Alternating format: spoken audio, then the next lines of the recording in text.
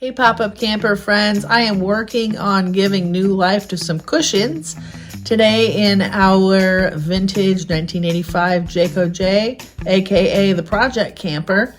And first of all, I did baking soda and vinegar and sunlight. I scrubbed it all in. I left it for about a day, and then I hosed it all down really good, let it dry in the sun. They smell much better. They don't look that much amazinger. What I decided to do is actually make like a slip cover, like a plain one that'll cover the whole cushion, because the slip covers I'm using do not cover the whole cushion. I'll show you what I mean in a minute. So basically what I'm doing right now is making an envelope style slip cover out of an old bed sheet that I had laying around. And it actually fit perfectly, all 4 dinette cushions. I'm using the entire width or length, I forgot which it is, but it's working out perfectly. I'll show you how the end result is, and then I'll show you why I decided to do it like that.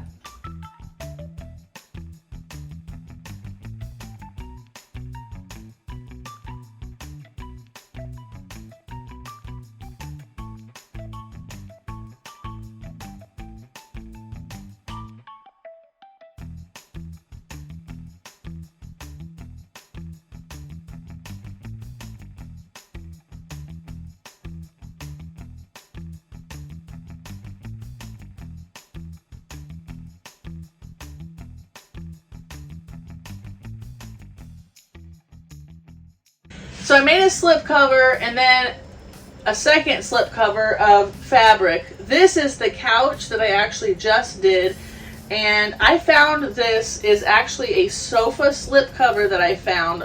It's from Amazon. I can drop a link, but I actually found it at an outlet place. So I turned it into a top and a bottom cushion. It went pretty well. It sure doesn't look professional if you look too closely at the back side or the underside, but it works for me. I like it. And then these pillows is a 4-pack that I found, and I absolutely love the woodland theme, and I didn't feel like it looked juvenile. I thought it just looked cool.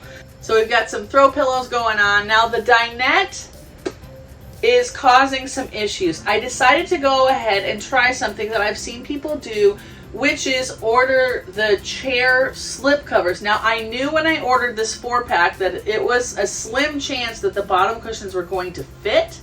However, I decided to just go for it. So, got them in. I like the color. They look pretty good with this color. They're like a shade off, but still look matchy, and it fits with the pillows. Anyhow, so the back cushions fit great. They're snug, but they're great. The bottom cushions to our dinette is the same width, but I was hoping I could just stretch it a little bit wider. I could not. Then my next plan was I actually cut the hole on the back side bigger, and then I added fold over elastic, hoping that that would help open it up a little bit and stretch that way.